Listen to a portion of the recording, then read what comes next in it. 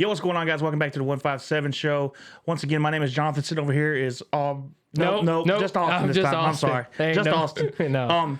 So you guys know, been tuning in. Make sure you hit the subscribe button, the like button, drop a comment. Let us know what you guys think about the ball game from this past weekend.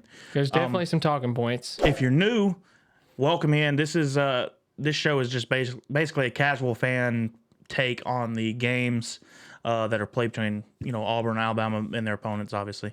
Wait, it'll be Auburn, Alabama in a week. It will, or a week and a half. A week and a half, yeah. But so if you're tuning in for the first time, I'm gonna make sure I say welcome in. So we got plenty of content, I feel like, on our channel, and it's steadily growing videos. More and more. 20 videos, first season, so I'm happy with the way it's going. We're pumping it out for you guys. Yep, I'm happy with the way it's going, and I'll tell you, I'm happy with the way Alabama played football this weekend, too. All right. So we're getting into the Week 11 review. Yes. Let's start with Alabama? Yes, we'll start with Alabama. All right, we'll go there. So, I mean, it was not, honestly, it's not much to say other than it's just a dominating game by Alabama. I mean, they completely just destroyed New Mexico State, short of the 3 points that they allowed in the first drive. Other than that, hey, and speaking of that, so Alabama had not, or they've trailed in I think 3 or 4 of their last 5 games. Yeah. So watch out. But see, here's one thing though, that they're battle tested, in a way. Are they? Battle tested in a way. Their average wins over the season, the win margin is 28 points. Still, they're battle tested for a little while anyway. All right, drop the comments below if they're battle tested. I don't think they are. They're battle tested. I'm going to say that. If they are battle tested, it's because of their own issues. Oh yeah, no doubt. It's foundational issues. No doubt. That Short of Texas A&M, everyone else. LSU. Hit or miss, yeah. Yeah. So, total stats for Alabama, total yards, 587 yards to New Mexico State's 138.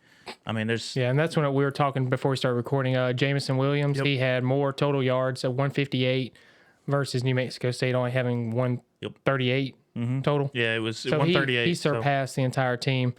Shout out to Brian Robinson, who also had a total of 135, which is just shy of the 138. And I feel like he's going to get a lot more carries, especially as the running back room kind of dwindles down a little bit here and there. Yep. We're going back into deep in the pockets for some guys that have played running back before. Yeah. So Roydell Williams. Yep. He got hurt with a knee. He's out for the season, if I remember correctly. Yeah, knee surgery. I'm having to reference this. And then, so the only running backs left is going to be Robinson and Trey Sanders.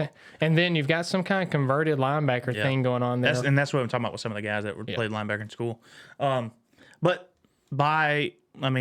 rushing yards for Alabama, total 247 yards to their 9. I wanted to put an emphasis on the running game based off of LSU game. So I'm happy to see that we kind of put some yardage up on the ground. Produced. Yes, because we definitely needed to have that.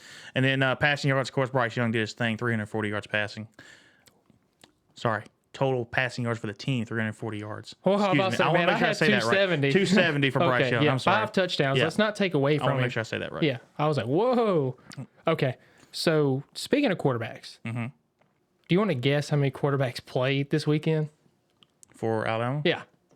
Because I'll be honest, I'm going to be straight up with you guys. I didn't finish the game. I had something I had to do. Well, he had to go watch the Auburn game. But we'll talk about that in the second half of the episode. That was a big time thing. Literally. Now, I want to say probably...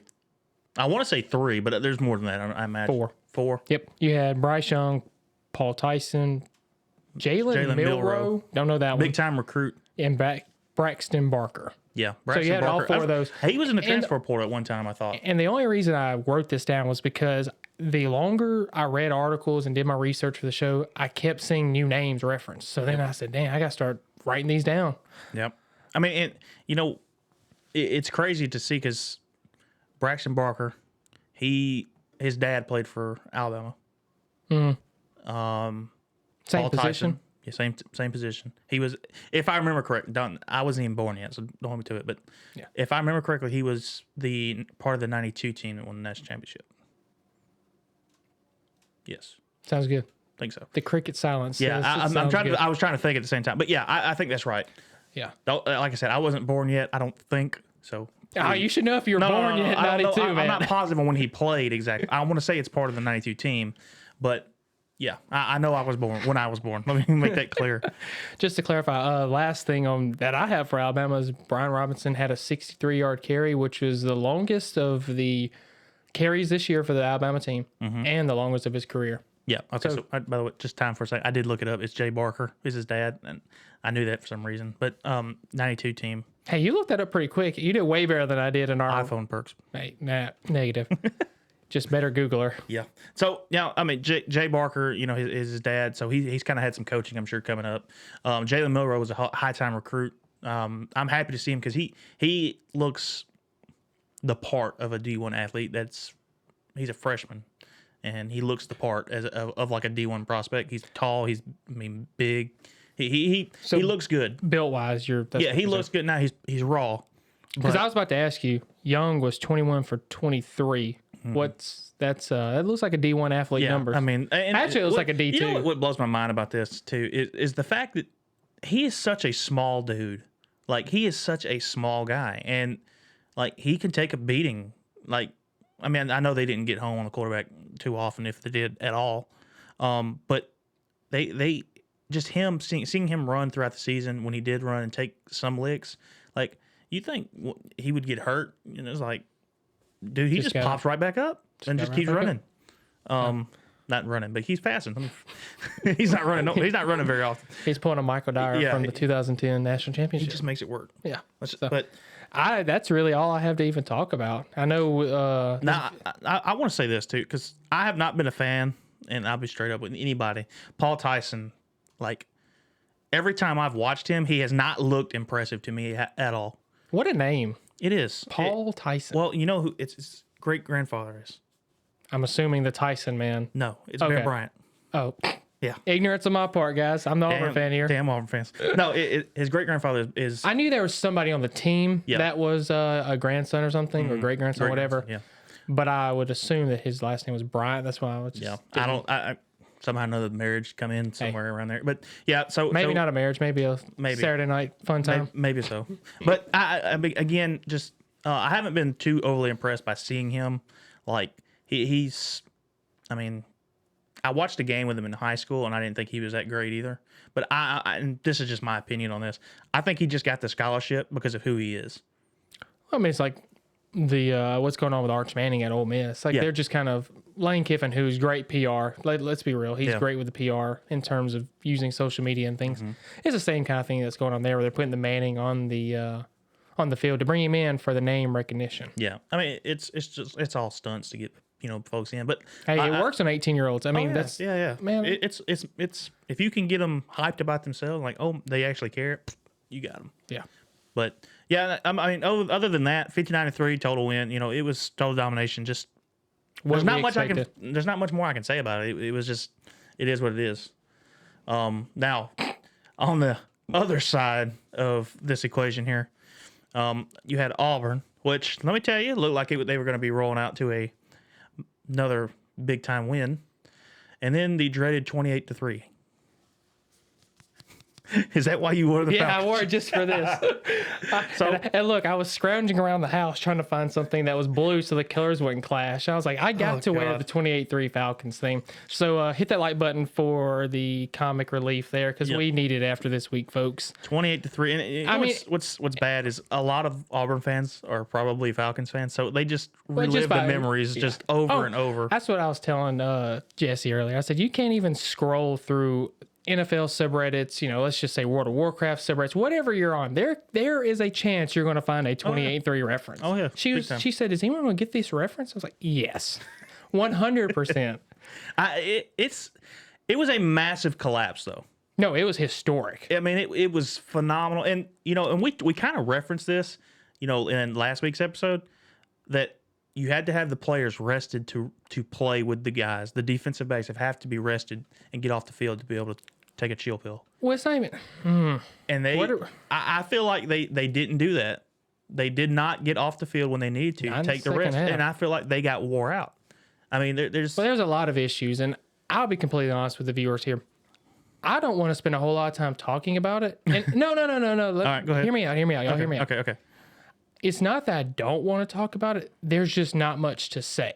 And let me tell you why there's not much to say, folks. Will Rogers, 44 of 55, 415 yards, 6 touchdowns. Over the course of those 44 completions, he had 9.5 yards per completion. And that's how you lost the ball game. Yep. I don't need to say anything else. It's not I'm a sore loser. I'm not mad. I'm wearing a joking, jacket about it. Yeah. But there's not much to say. I mean, you came out to a great start, 28-3. Yeah. I mean, just passing the ball at will, doing what you want to do. Does Bo Nix getting hurt affect anything? Do you think he got hurt early on, or was it later on? Sometime in the third quarter, I think he got. I think that contributed to that. No. I'll be honest with you. It was already happening. You can go back to the second quarter, and you can see Will Rogers. That's when he started this historic run, which I don't want to be too staring at the phone too much here, but they drove down the field right before halftime ended, and that's where he completed his six. I think it was 6 for 6, and I think that started the comeback. Right. And then you went to halftime, and Bo Nix referenced it on one of his Instagram posts or something along those lines. And he said you felt the momentum shift and it just never shifted back. Yeah. And that was the problem, is when they drove down to the field 28-10, they got the ball in the second half and just continued that momentum. And from then on, it was over. And I'm trying to find the stat because I know I saw it. At one point, I know during this, like the second quarter, or the second half, excuse me, he was like 24 for like 25 or something like that. Maybe 21 or 25. He wasn't that far off on completion percentage in the second half. It's like he just turned the light on and boom, like a whole totally different quarterback. I mean, and that's what you see. You feel that with the momentum shifting. Like that's what I'm saying here. So Mississippi State drove, I think, 98 yards down the field. They failed on a 2-point conversion, but that's where you know that Auburn's losing the game, because when they drove down those 98 yards and they failed the 2-point conversion, it still felt like that Mississippi State had all the momentum despite the failed 2-point conversion. Yeah. Okay. So look, I didn't find the stat, but I did find a comment about it. It says in the second half he had 5 touchdown passes. He had 2 incompletions. Oh, I got that reference later on. Yeah, 2 incompletions in the second half, which is phenomenal quarterback. And even if you look at the stats on it, he's not just chucking it up to one person. Oh no, he's spreading the ball around. He spread the ball around so much. I mean, 1, 2, 3, 4, 5, 6. I would 7, say 11 8, or 9. 12. There's 10 guys here with at least a catch. Yeah. And there's possibly more, but 10 guys with a catch. I mean, it's he's not just relying on that one guy. He took what the defense gave him, and Mason just didn't have an answer for it. Oh gosh, I wanted to keep this short. We're already talking. We gotta keep it going. Let's just roll with it. I mean, come on now. So, where do you want to start unpacking it? I know I was kind of hitting. Okay, you talked about the touchdowns. Okay, when you have 6 touchdowns overall for the day, and you have 3 incompletions in the second half, 2 or 3, yeah, something like that. Give him his praise now. 2. No, I'm not knocking him. I just thought it was 3. It doesn't matter. No. You doubled it or you tripled it. Oh yeah, and that's the problem. Mm-hmm. Like, you can't win. I literally just last week talked about how Derek Mason has been a great defensive coordinator this year, and how he has been slow to start, but in the second half has just been locked down. We're going to do this. Yeah. Bend don't break, but we're going to win. It's totally been phenomenal. Totally opposite. And it just flipped the script this week, and here it goes. You think he let off and just said, "Hey, we're up 28-3. We're kind of rolling with it. Let's just go through the motions." I don't think that was the case, because you saw it happening in the second half, or the first half in the second quarter. Another thing, why do you keep rushing 3? Why?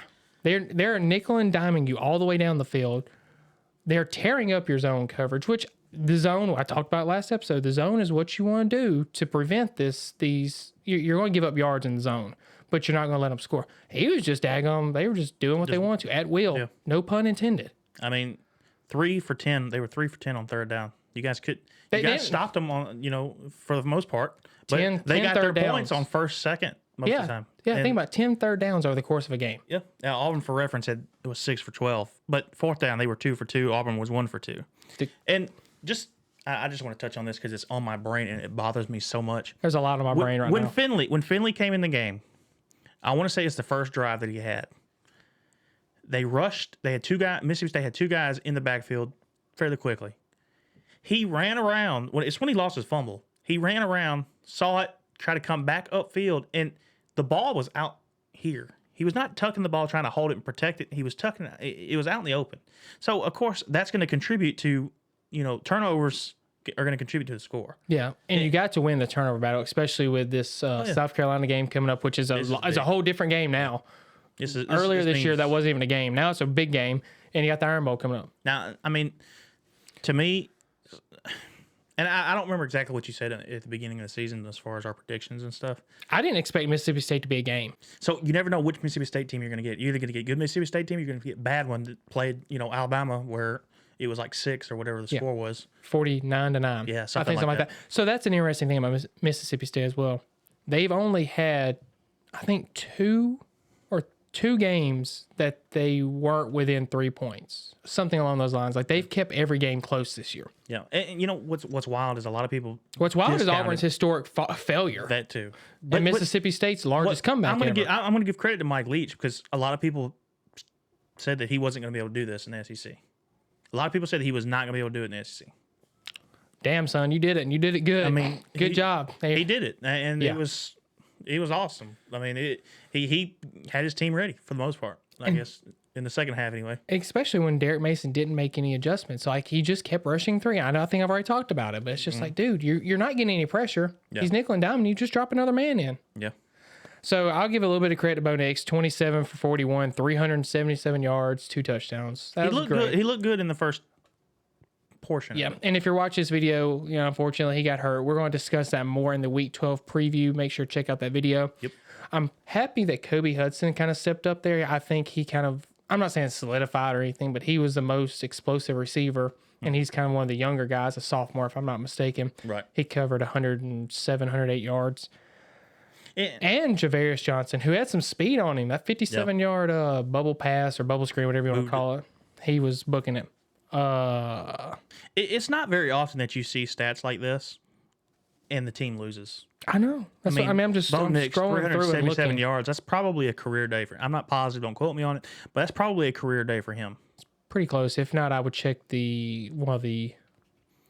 mean, yeah, I think it would almost be a career day. I was going to say check the 2016 Chad Kelly game, but that was a different quarterback. But still, other than him, and you had 2 or 3 receivers that had, over 70 yards for receiving.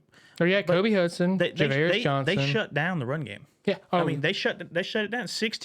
Tank had 16 carries for 41 yards. We had 106 total rushing yards, which for the whole team. I'm not counting the 57 yards off Javarius Johnson's little bubble screen or whatever you want to call that. 50 total rushing yards, roughly. Yeah. You just couldn't get it going. So one of the strengths of this team that I've harped on all year and was really high on just didn't do well. Yeah. Which is just unexcusable. Now, I will say this. I'm pretty much done talking besides special teams with a fake punt thing. Punt, and then the the onside kick attempt that got the kicker hurt. Yeah. That to me, morale was down. It was down anyway. Well, but then you go out there and do something like that, and let me say. I just feel defeated. Look, I'm just sitting back right now. Defeated. Let me say it this way: you lost the team, and it became a game when you scored the touchdown. You lost the team whenever you went for 2 and it didn't get it. Instead of waiting, most people are going to wait for 2 at the end because you know what you got to do. But then on top of the failed 2-point, you go for an onside kick that they knew was coming, and you got your kicker hurt, so he's out now. Yep. It's that'll be in the Week 12 preview as well. Yeah, it's to me it was a complete coaching blunder by Harsin in the second half, and I wouldn't say blunder. It was just a downfall. Terrible coaching. Let's just call it that. This game, no matter what happens with Harsin's tenure, y'all heard it here first. Whatever happens with his tenure, this game will always be referenced. Yep. I don't care what happens, because you still hear 2007, Nick Saban lost to ULM. Mm-hmm. Yeah, but he's also had top 10 recruiting classes since 2010, so whatever. Every year. Top 5 probably. Most times top 2. Well, Even all right, calm down over there. This is Auburn's time. Yeah, sorry. And the last thing I want to talk about is a questionable targeting call versus Petey Moultrie. So he went, it looked like Will Rogers. Didn't he already get targeted once this year? Or is that somebody else? You may be referencing Smoke Monday, because he gets them like every other game, especially versus Georgia. Who was the one, the Penn State, the questionable one on Penn State when he was going in for the touchdown, and he hit him? It may be him. I don't know. Petey Moultrie's on the line. I think you're Okay. talking. Yeah. I Okay, think you're. so I think you're talking about Smoke I Monday. didn't see this, so this is all you. Yeah. So Will Rogers is appearing to throw the ball, which is what the air raid does, and Teddy Moultrie kind of like leaps up to not to launch, but leaps up to get his hands up, and as he's doing that, Will Rogers kind of not tucks the ball, but brings it back down. Right. And because of that, TJ Moultrie comes in face to face mask to face mask, and hits him, and kind of lands on him, but you can tell he kind of rolled off of him, and it was still called targeting. And if I'm not mistaken, one of the SEC officials at home base or whatever they do, one of the head officials, even said that it wasn't targeting. Right. It was definitely questionable. This targeting rule is so wishy-washy. It's unreal. Yeah, no. It's so and that's so what I want. I don't want to touch on it because I don't like to talk about bad. All I'm gonna say is there needs to be two separate levels. It needs to be like in basketball, you have flagrants. Yep. There needs to be two separate levels to it. Well, I think there is though. Well, you have targeting. And that's it. If it's targeting, they're out. But if it's unintentional, just because both players go low, yeah, and you hit helmet, I mean that's just a football play. Yeah, I think that's why some of the caveat there. Yeah, there needs to be if it's a clear launch of the you are launching off your feet. Crown of the helmet first. Flagrant 2, you're out of the game. I can understand a flagrant 1, and it'd be a 15-yard penalty or whatnot. Well, it's like roughing the kicker, and then what's the other one? You got roughing the kicker, roughing the passer, running into the kicker. Running into the kicker. Yeah, that was it. That's all I got to talk about. Yeah. I'm sorry, folks. I said I didn't want to talk much, and here I just rambled for like 15 minutes about it. It was something to talk about. It was history for both teams. But it wasn't a lot to talk about. That's the problem. No, it wasn't, but it was. I could have just said like 4 lines there and been done. Yeah, it is what it is now. So it is. Game's what it is. over. War moving Eagle. on. So, thank y'all for tuning in, man. We're fresh out on this episode. So appreciate y'all watching. Make sure you hit the subscribe button, the like button, drop comment. Let us know what you guys think about both these games. Of course, Alabama dominated. Auburn had their mishap historic meltdown. Yeah, historic meltdown. So let us know what you guys think. Appreciate you tuning in. Blah blah blah blah blah. They appreciate y'all tuning in, and we'll see you next time. Roll Tide. War Eagle.